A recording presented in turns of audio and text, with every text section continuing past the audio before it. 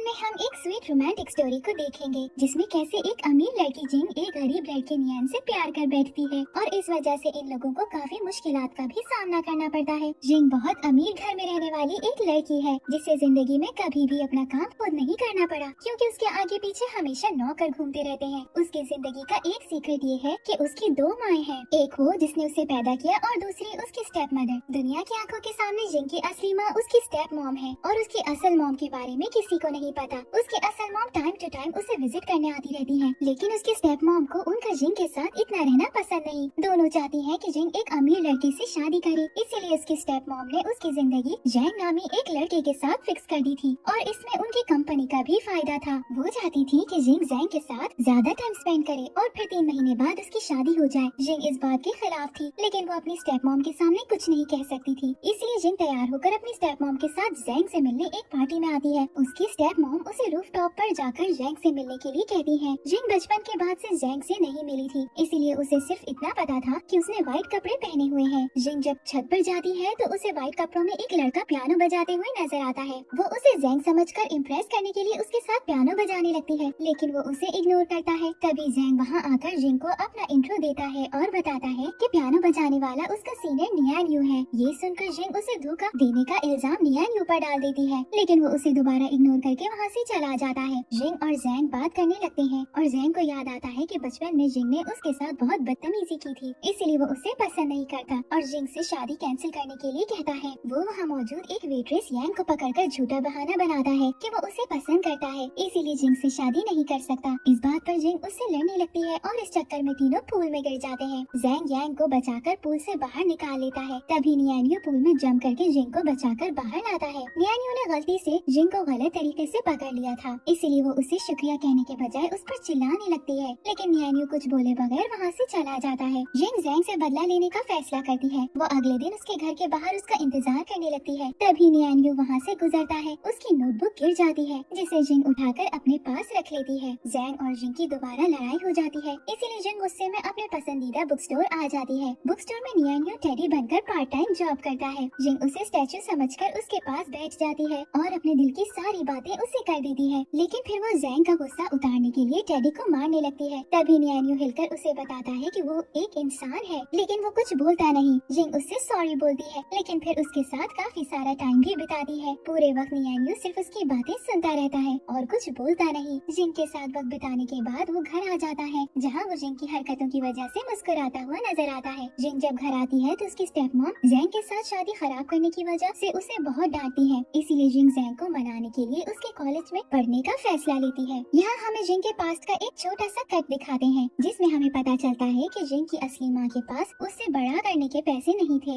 इसलिए उसने लाकर जिंग को उसकी स्टेप मॉम को दे दिया ताकि वो अच्छी जिंदगी जी सके, लेकिन सिर्फ इस शर्त पर कि दुनिया के सामने सिर्फ उसकी स्टेप मॉम ही उसकी असली मॉम दिखेंगी। इसके बाद हम देखते हैं कि फैमिली प्रेशर की वजह से जैंग ना चाहते हुए भी जिंग को अगले दिन कॉलेज ले जाने के लिए आता है। कॉलेज पहुंचकर वो देखते हैं कि यांग बहुत खुशी खुशी नियानियो से बात करने में लगी है, जिससे जैंग फौरन यांग को अपने साथ ले जाता है। नियानियो जिंग को इग्नोर करके कॉलेज के अंदर चला जाता है, जिससे जिंग को बहुत गुस्सा आने लगता है। जो नामी लड़का जो जैंग का बेस्ट फ्रेंड है जिंग के पास आता है और उसे कॉलेज घुमाने की ऑफर करता है। जो का फ्रेंड लियांग भी उन्हें ज्वाइन कर लेता है और ये लोग साथ बहुत मजे करते हैं। जिंग जो से यांग के बारे में भी पूछती है, जिससे उसे पता चलता है कि यांग एक गरीब लड़की है। वो इस कॉलेज में सिर्फ इसीलिए है क्योंकि उसके डैड ने कॉलेज के प्रिंसिपल की जान बचाई थी। इनसे बातें करने के बाद जिंग स्विमिंग पूल की तरफ आती है, जहाँ वो ड्राइंग करने के लिए लड़कों की पिक्चर्स लेने लगती है। नियानियो उसे पकड़ लेता है और दोनों बहस करने लगते हैं। जिंग गुस्से में वहाँ से चली जाती है, लेकिन उसकी डायरी गिर जाती है जो नियानियो उठा लेता है। जिंग अपनी म्यूजिक क्लास के लिए लेट पहुँचती है, जहाँ वो देखती है कि म्यूजिक टीचर बच्चों को गलत तरीके से पनिश कर रहा है। जिंग बच्चों का साथ देते हुए म्यूजिक टीचर को कहती है कि वो उसका कोई भी कहा हुआ गाना पियानो पे बजाएगी। अगर उसने सही बजाया तो म्यूजिक टीचर सबको छोड़ देंगे और कभी पनिश नहीं करेंगे।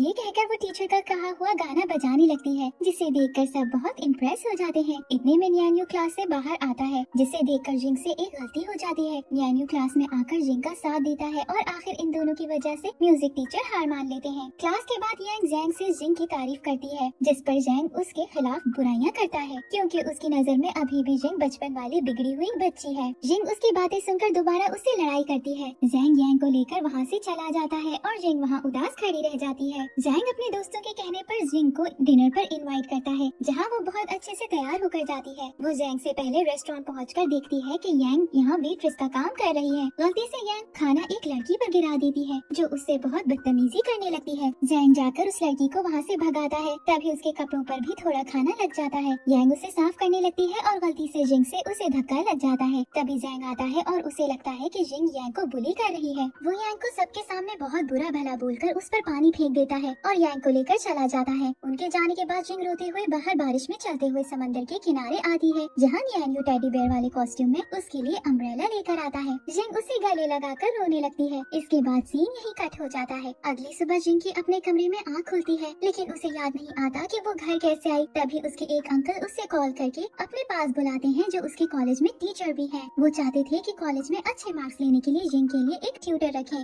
जिंग का ध्यान कहीं और था और वो बिना कुछ सोचे उन्हें हाँ बोलकर वहाँ से चली जाती है। रात में घर आने पर उसे पता चलता है कि उसके अंकल ने नियान्यू को उसके ट्यूटर के तौर पर लगाया है। वो अपनी स्टेप मॉम के सामने तो उसे बहुत जीनियस बताती है, लेकिन फिर कमरे में जाकर उससे लड़ने लगती है। फिर उसे अपने अंकल का ख्याल आता है और उनकी वजह से वो उससे पढ़ने के लिए तैयार हो जाती है। नियान्यू देखता है कि जिंग का पढ़ाई में दिल नहीं लग रहा, तब वो उसकी डायरी निकालकर उसे ब्लैकमेल करता है और आखिर जिंग सही तरीके से पढ़ना शुरू हो जाती है। कॉलेज में सब जैंग की वजह से जिंग को बुरा भला बोलने लगते हैं, लेकिन वो चुपचाप सब बर्दाश्त करती है। नियान्यू उसे दोबारा पढ़ाने आता है, जहाँ गलती से जिंग उसे हक कर लेती है। यहाँ नियान्यू को पैनिक अटैक आने लगता है और हमें पता चलता है कि वो किसी को भी हग नहीं कर सकता, क्योंकि इसके साथ उसकी बुरी यादें जुड़ी हैं। नियान्यू जिंग को धक्का देकर वहाँ से चला जाता है। जिंग की स्टेप मॉम उसे फिर जैंग को मनाने के लिए फोर्स करती है, जिसकी वजह से जिंग कॉलेज के ऑर्केस्ट्रा में हिस्सा लेने का डिसीजन लेती है। वो सारी रात वायलिन बजाने की प्रैक्टिस करती है और अगले दिन नियान्यू के आने पर उसे बहुत नींद आने लगती है। नियान्यू को उसे देखकर बुरा लगता है और वो उसे रेस्ट करने के लिए कहकर उसके लिए पियानो बजाने लगता है। जिंग उसके कंधे पर सर रख के सो जाती है और नियान्यू उसे उसके बेड पर लाकर लेटा देता है। फिर वो उसे कंबल उड़ाकर वहाँ से चला जाता है। कॉलेज में जिंग बहुत जबरदस्त तरीके से वायलिन बजाती है। तब म्यूजिक टीचर उसे पार्टनर ढूंढने के लिए कहते हैं। कोई भी उसका साथ देने के लिए तैयार नहीं होता। तब नियान्यू क्लास में आकर जिंग के लिए कॉलेज ऑर्केस्ट्रा में पार्ट लेने का फैसला करता है। जो से जिंग को पता चलता है कि कॉलेज में डांस कंपटीशन होने वाला है, इसलिए वो ये मौका देखकर जैंग के साथ डांस करने का इरादा करती है। जैंग और जिंग की फैमिली डिनर करने आती है, जहाँ जिंग जैंग को अपना पार्टनर बनने के लिए कहती है। जैंग जिंग को एक मुश्किल से डांस का नाम बताता है और कहता है कि वो ये डांस करने वाला है। अगले दिन कॉलेज में जिंग परेशान खड़ी रहती है। तब जो उसे बताता है कि नियान्यू कॉलेज का बेस्ट डांसर है, वो उसकी मदद ले सकती है। जिंग कॉलेज के बाद बुक स्टोर पर आती है, जहाँ वो दोबारा टेडी से अपनी बातें शेयर करती है। वो घर आकर नियान्यू का पीछा करने का सोचती है और एक हॉस्पिटल पहुँचती है, जहाँ वो बच्चों को गाना गाकर सुनाता है। जिंग से गलती से एक बच्चा गिर जाता है और नियान्यू फौरन उस बच्चे की मदद करता है। जिंग उससे माफी मांगकर बच्चों को कहानी सुनाती है और नियान्यू बस उसे पीछे से स्माइल करते हुए देखता रहता है। इसके बाद वो जिंग को अपने साथ डांस स्टूडियो लाता है, जहाँ वो उससे सवालात करती है, लेकिन वो किसी का जवाब नहीं देता। नियान्यू उसे डांस करना सिखाने लगता है और उसकी मदद से जिंग बहुत अच्छा डांस करने भी लगती है। डांस करते हुए दोनों गिर जाते हैं और नियान्यू गलती से जिंग को किस कर देता है। जिंग उसे धक्का देकर उस पर गुस्सा करने लगती है। तब नियान्यू उसे दोबारा किस कर देता है। इसके बाद वो तेजी से वहाँ से भाग जाता है। अगले दिन वो नॉर्मल एक्ट करते हुए जिंग को पढ़ाने आता है, जहाँ जैंग की जिंग के पास कॉल आती है। नियान्यू उसे कॉल पर बात नहीं करने देता और जैंग किसी लड़की की आवाज सुनकर फोन पर जेलस होने लगता है। वो फौरन जिंग के घर आता है, जहाँ जिंग नियान्यू के साथ छुपने की कोशिश करती है, लेकिन जैंग उन्हें देख लेता है। वो उससे नाराज हो जाता है और नियान्यू भी जिंग को अगले दिन इग्नोर करते रहता है। जैंग को जिंग के बुक स्टोर जाने के बारे में पता चल जाता है। वो उसे ब्लैकमेल करता है। जिंग को लगता है कि जैंग टेडी है, इसीलिए उसे उसके सीक्रेट का पता चल गया। जैंग को नियान्यू से जेलसी होने लगती है, इसीलिए वो जिंग को अपने साथ डांस प्रैक्टिस के लिए ले जाता है। यहाँ हम देखते हैं कि यांग ने जिंग और नियान्यू की किस करते हुए पिक्चर्स ली थी। वो जिंग के जाने के बाद ये पिक्चर जैंग को दिखा देती है। डांस कंपटीशन का दिन आ जाता है, जहाँ जैंग सबके सामने जिंग को चूज करने के बजाय यांग के साथ डांस करता है और सबके सामने उसे किस भी करता है। इससे जिंग की बहुत बेइज्जती हो जाती है, लेकिन तब नियान्यू आकर जिंग को अपने साथ डांस करने के लिए कहता है और दोनों साथ बहुत जबरदस्त तरीके से डांस करते हैं। डांस के बाद जिंग जैंग से लड़ने आती है, जहाँ वो उसे उसकी और नियान्यू की किस करते हुए पिक्चर्स दिखाता है। सब जिंग को बुरा भला बोलने लगते हैं और वो सारा इल्जाम नियान्यू पर डालकर रोते हुए घर आ जाती है। घर पर उसकी स्टेप मॉम भी उसे बहुत डांटती है और जिंग बहुत सैड होकर अपने रूम में आ जाती है। तब कोई उसके रूम की खिड़की पर पत्थर मारने लगता है। वो जब बाहर देखती है तो उसे टेडी मिलता है और वो फौरन उससे बाहर मिलने आती है। यहाँ आखिर उसे पता चल जाता है कि वो टेडी और कोई नहीं बल्कि नियान्यू है। जिंग चीखते हुए घर के अंदर आ जाती है और अगले दिन कॉलेज भी नहीं जाती। नियान्यू भी उसे मनाने की कोशिश करता है लेकिन वो उससे नहीं मिलती।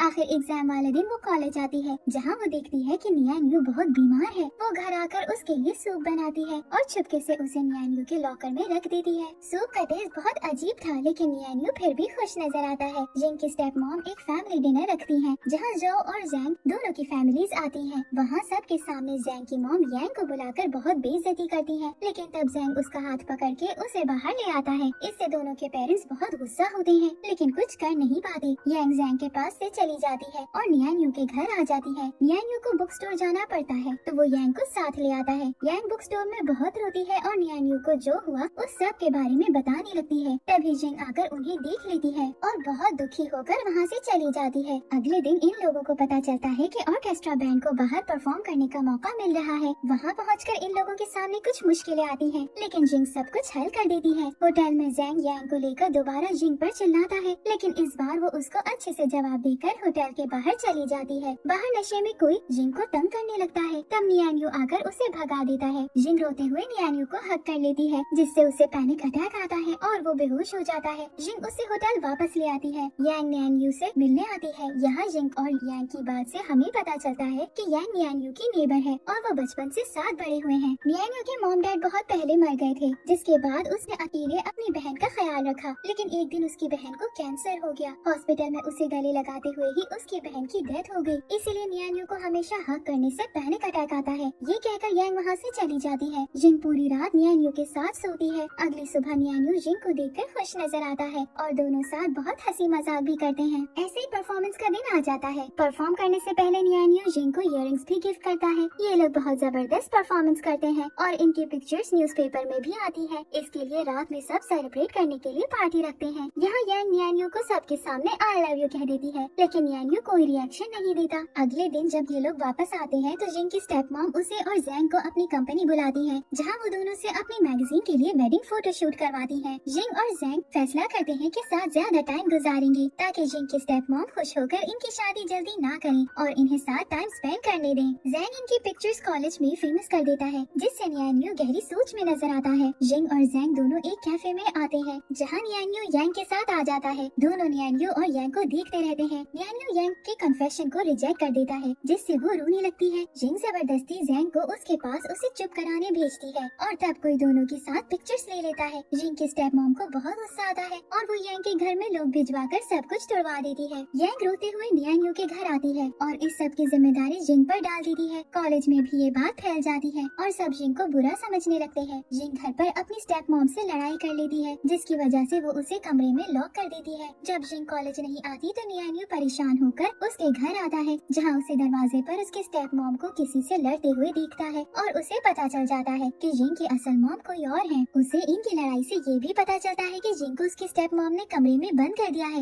वो फिक्र में पीछे से घर के अंदर कूदता है और उसके कमरे तक पहुंच जाता है। जिंग फौरन उसे हक कर लेती है। तभी उसकी स्टेप मॉम पीछे से आ जाती है। स्टेप मॉम के सामने जिंग नियान्यू को बुरा भला बोलने लगती है जिसे सुनकर उसकी स्टेप मॉम कमरे से बाहर चली जाती है। नियान्यू भी उदास होकर घर से चला जाता है और जिंग रोने लगती है। नियान्यू को बाहर पढ़ने की ऑफर मिलती है जिसे वो एक्सेप्ट कर लेता है। वो बुक स्टोर पर जॉब छोड़ देता है और जिंग की डायरी भी वहीं छोड़ जाता है। जब जिंग उसे ढूंढते हुए बुक स्टोर आती है तो स्टोर के ओनर उसे डायरी वापस करती है। जिंग डायरी लेकर नियान्यू को ढूंढते हुए कॉलेज पहुंच जाती है जहां वो सबको गुड बाय कह रहा होता है। जिंग उसके करीब आने लगती है कि यांग उसे रोक लेती है और उसे उसकी असली मॉम की पिक्चर्स दिखाकर धमकी देने लगती है। जिंग उसके हाथ से पिक्चर्स छीनकर पूरी क्लास के सामने सबको अपनी असली मॉम का सच बता देती है लेकिन इस वजह से सब उसके साथ बहुत बुरी तरह पेश आने लगते हैं। ऐसा कुछ दिन चलता रहता है लेकिन नियान्यू फिर जिंग की साइड लेता है और सबको बहुत डांटता है। उसकी वजह से दोबारा सब जिंग की रिस्पेक्ट करने लगते हैं। जिंग उससे बात करने की कोशिश करती है लेकिन वो उससे ज्यादा बात नहीं करता और चला जाता है। जैंग की फैमिली जिंग की फैमिली से सारे कनेक्शंस खत्म करने का फैसला लेती है लेकिन जैंग इस बात के खिलाफ था क्योंकि वो जिंग को पसंद करने लगा था। वो किसी तरह जिंग को अपने साथ दूर ले जाता है जहाँ कुछ लोग उनका पीछा करने लगते हैं। नियान्यू के बाहर जाने का दिन आ जाता है। तब यांग उसे सब सच बताकर माफी मांगती है। फिर उसे बताती है कि किसी ने जिंग के बारे में सारी डिटेल्स लिखकर उसके लॉकर में डाल दी थी। नियान्यू को उसकी फिक्र होने लगती है। तब जैंग अपनी और जिंग की पिक्चर्स सोशल मीडिया पर डालता है। नियान्यू को उनकी पिक्चर्स देखकर समझ आ जाता है कि वो कहाँ है और वो फौरन उनके पीछे होटल आ जाता है। नियान्यू की मदद से ये लोग बचकर वापस कॉलेज आ जाते हैं जहाँ जिंग को जोर से पता चलता है कि नियान्यू ने उसे बचाने के लिए अपनी बाहर की स्कॉलरशिप छोड़ दी। जिंग नियान्यू को ढूंढते हुए उसके पास आकर उससे कन्फेस कर देती है और आखिर दोनों एक दूसरे को किस कर लेते हैं। यहाँ इनकी रिलेशन की नई शुरुआत होती है। घर आने पर जिंग को पता चलता है कि उनकी कंपनी बैंकरप्ट हो गई है, लेकिन उसकी स्टेप मॉम को आखिर अकल आ जाती है और वो जिंग को गले लगा लेती है। इन लोगों को घर छोड़ना पड़ता है और दोनों जिंग की असल मॉम के साथ रहने आ जाती हैं। अगले दिन कॉलेज में कोई जिंग को किडनैप कर लेता है। यहाँ पता चलता है कि जिंग की किडनैपिंग उसकी स्टेप मॉम के पार्टनर ने करवाई है, क्योंकि वो चाहता है कि जिंग की स्टेप मॉम उससे शादी करे। यांग ये सब देख लेती है और फौरन सबको आकर बताती है। सब जिंग को ढूंढते हुए उस जगह पहुँचते हैं जहाँ जैंग और नियान्यू मिलकर किडनैपर से लड़ते हैं। नियान्यू जिंग को बचा लेता है, बस जिंग को कुछ दिन हॉस्पिटल में रहना पड़ता है जहाँ उसकी दोनों मॉम्स उससे मिलने आती हैं।